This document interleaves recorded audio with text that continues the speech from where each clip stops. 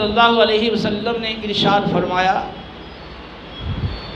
من صلی یرائی فقد اشرک، جس نے دکھلاوے کے طور پر نماز پڑھی اس نے شرک کیا۔